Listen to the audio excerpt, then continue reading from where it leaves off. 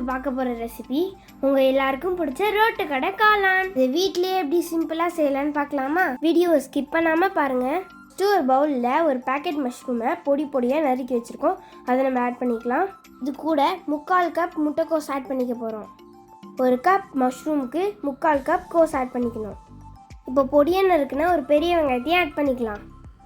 அடுத்து 1 ஸ்பூன் இஞ்சி பூண்டு பேஸ்ட்டும் ஆட் பண்ணிக்கலாம். கூடவே 1 ஸ்பூன் காஷ்மீரி மிளகாத்தூள் ஆட் பண்ணிக்கலாம்.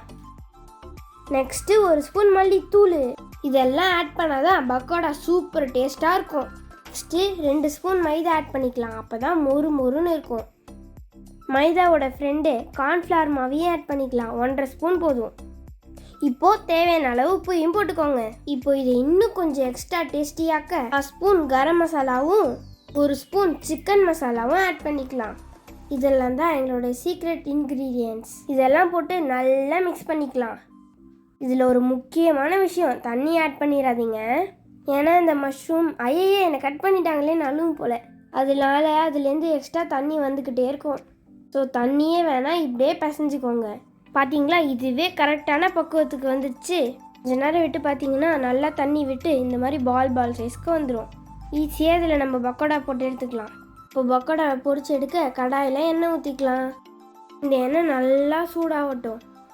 எண்ணெய் சூடாயிடுச்சு. இப்போ பக்கோடாவை ஒன்றா போட்டு பொரிச்சு எடுத்துக்கலாம். இது நல்லா கோல்டன் ப்ரௌன் ஆகிற வரைக்கும் வெயிட் பண்ணணும். ஒரு சைடு வெந்த உடனே இன்னொரு சைடு அப்படிக்கா திருப்பி போட்டுருங்க. அவ்வளோதான், பக்கோடா ரெடி ஆகிடுச்சு. எல்லாத்தையும் எண்ணெயிலேருந்து எடுத்துக்கலாம். இந்த பக்கோடா டேஸ்ட்டு பார்க்க கொடுத்தாங்க, சூப்பராக இருந்துச்சு. நானே 4-5 அமுக்கிட்டேன். காளான் மசாலாவுக்கு ஒரு கடாயில் எண்ணெய் ஊற்றி இஞ்சி பூண்டு பேஸ்ட்டை போட்டுக்கலாம். 1.5 ஸ்பூன் இஞ்சி பூண்டு பேஸ்ட் போட்டுக்கோங்க. இஞ்சி பூண்டு பேஸ்ட்டோடைய பச்சை ஸ்மெல் போனோன்னே பெரிய வெங்காயத்தையும் ஆட் பண்ணிக்கலாம். வெங்காயம் நல்லா கண்ணாடி பதம் வர்ற வரையும் நல்லா வதக்கிக்கோங்க. இப்போ 1 ஸ்பூன் காஷ்மீரி மிளகாத்தூள் போட்டுக்கலாம். அடுத்து 1 ஸ்பூன் மல்லித்தூள் போட்டு நல்லா வதக்கிக்கலாம். இப்போ நம்ம secret 6 spoon chicken masala, 1 spoon garam masala, உப்பையும் போட்டுட்டு நல்லா மிக்ஸ் பண்ணிக்கலாம். இப்போ 2 தக்காளி நல்லா அரைச்சி பேஸ்ட்டாக எடுத்து வச்சுருக்கோம். அதை இப்போ நம்ம ஆட் பண்ணிக்கலாம். இந்த மசாலா நல்லா குக் ஆகட்டும். இந்த மசாலா நல்லா குக் ஆகிடுச்சு. இப்போ நம்ம 1 கப் தண்ணி ஆட் பண்ணிக்கலாம். இந்த மசாலா நல்லா ஒரு கொதி வரட்டும், அது வரையும் வெயிட் பண்ணலாம். இந்த மெத்தடில் செய்யறதுனால நமக்கு அதிகமாக சாஸ் தேவைப்படாது, கொஞ்சம் போட்டால் போதும். 1 ஸ்பூன் தக்காளி sauce, 1 spoon chilli sauce, 1 spoon soya sauce add பண்ணிக்கலாம்.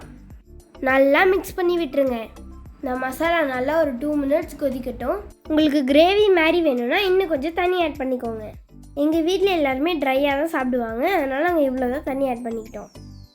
இப்போ கொஞ்சம் கொத்தமல்லி தலையை ஆட் பண்ணி இந்த ஃப்ளேவரை இறக்க விடலாம். நம்ம பொரிச்சு வச்ச பக்கோடாவையும் போட்டுக்கலாம். இப்போ இதை நல்லா ஒரு மிக்ஸ் கொடுத்துட்டு ஒரு 1 நிமிஷம் இந்த மசாலாவில் பரட்டிக்கலாம். அவ்வளோதான், நம்ம ரோட்டு கடை காளான் ரெடி. ரோட்டு கடை காளான்னு சொல்லிட்டு சும்மா விட்டா எப்படி?